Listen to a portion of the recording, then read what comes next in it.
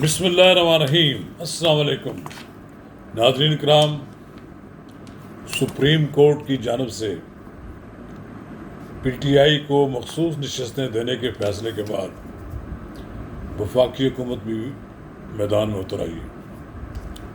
وفاقی کابینہ نے الیکشن ایکٹ ترمیمی بل پیش کر دیا ہے۔ قومی اسمبلی کی مجلس قائمہ نے 8-4 سے اسے منظور کر لیا ہے۔ بالآخر یہ بل وفاقی کابینہ میں بھی زیر بحث آیا تو فیصلہ کیا گیا ہے کہ اس کو قومی اسمبلی میں پیش کیا جائے گا۔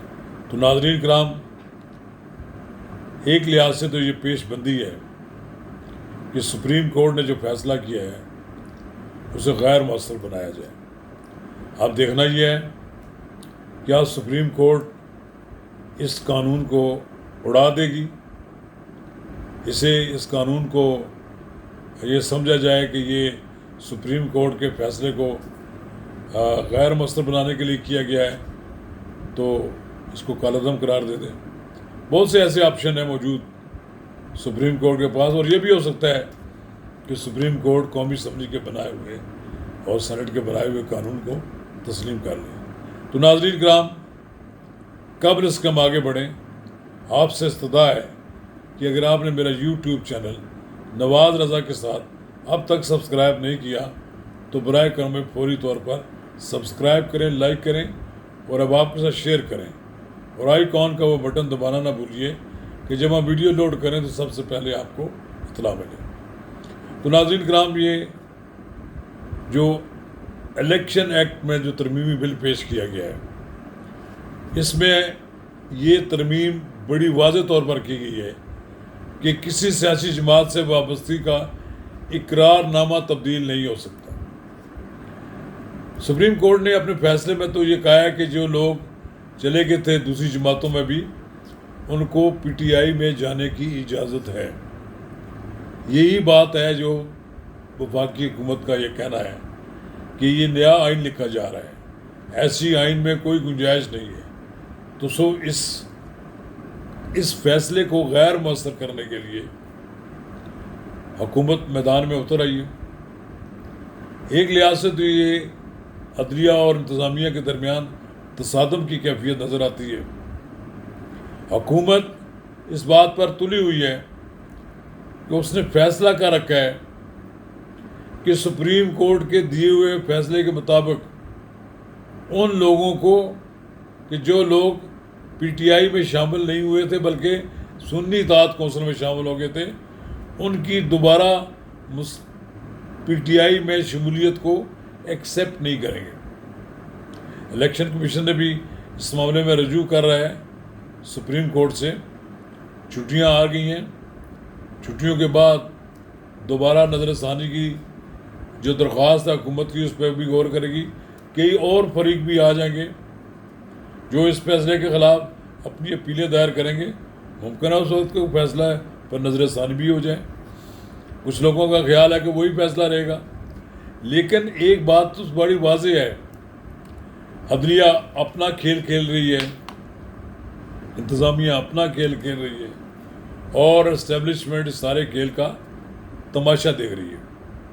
لیکن عملاً تو یہی ہوگا کہ اس طرح نہیں ہو سکتا کہ ادارے ایک دوسرے کے ساتھ تصادم میں چلے جائیں۔ اداروں کو ایک دوسرے کی پوزیشن کو دیکھنا پڑے گا کہ ہم نے کہاں تک ایک دوسرے کو اکاموڈیٹ کرنا ہے اور کون سا فیصلہ ہے جس پہ کل عمل درآمد ہو سکتا ہے۔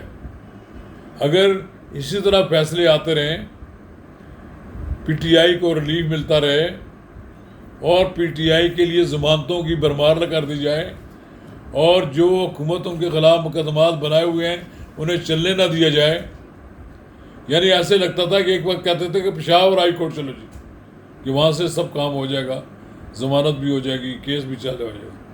پھر ایک وقت ایسا ہے لوگ کہیں چلو اسلام آباد ہائی کورٹ چلو جی وہاں بھی ضمانت ہو جائے گی۔ پھر پی ٹی آئی کچھ ججوں کے خلاف پوزیشن لے لیتی ہے، انہیں بدنام کرتی ہے۔ یعنی آپ اس ملک میں دیکھیں کہ عدلیہ کا احترام ہی نہیں کرتے کچھ لوگ۔ عدلیہ کے فیصلوں سے اختلاف کرنا کی گنجائش موجود ہے، لیکن یہ نہیں ہے کہ آپ ججوں کے بارے میں ذاتی حملے کرنا شروع کر دیں۔ کسی جج، جو آدمی ایک بار انصاف کے منصب پر بیٹھا ہوا ہے، اس کی عزت و توقیر کرنا ہر پاکستانی کا فرض ہے، اور ہر پاکستانی کو بھی چاہیے کہ ان کی عزت و توقیر کو برقرار رکھے، اور اس کی جو لوگ خلاف ورزی کرتے ہیں ان کو محاسبہ بھی ہونا چاہیے۔ ابھی ریسنٹلی کچھ لوگوں نے فتوے دیے، اور پھر اس کے بعد کچھ لوگوں نے اعلانات کیے، تو انتظامیہ حرکت میں آ گئی، ان کی جان چھوٹنا مشکل ہو جائے گی۔ انہیں سمجھ آ جائے گی کہ چیف جسٹس کے خلاف بیہودہ بات کرنے سے کیا اس کے نتائج نکلتے ہیں۔ تو میں یقین سے کہہ سکتا ہوں کہ آنے والے دنوں میں ایک بات بڑی واضح ہے کہ عدلیہ کے ساتھ ٹکراؤ کا کوئی فائدہ نہیں، لیکن عدلیہ میں بھی جو ہمارے جج صاحبان بیٹھے ہیں، انہیں بھی عدلیہ کی عزت اور وقار کا اتنا ہی خیال ہونا چاہیے جتنا کہ لوگ ان سے توقع رکھتے ہیں۔ ہماری عدلیہ کو بھی یہ ہونا چاہیے کہ عدلیہ پہ یہ بھی الزام نہ لگے کہ یہ جناب پوری طرح پی ٹی آئی کی حمایت کرنے والی عدلیہ بن گئی ہے۔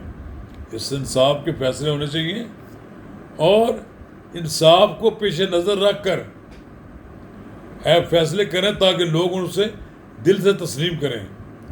اگر یہی حالات رہے تو یہ عدلیہ اور انتظامیہ کے تصادم کے نتیجے میں کوئی بڑا واقعہ بھی ہو سکتا ہے، باری ساری بساط لپیٹی بھی جا سکتی ہے۔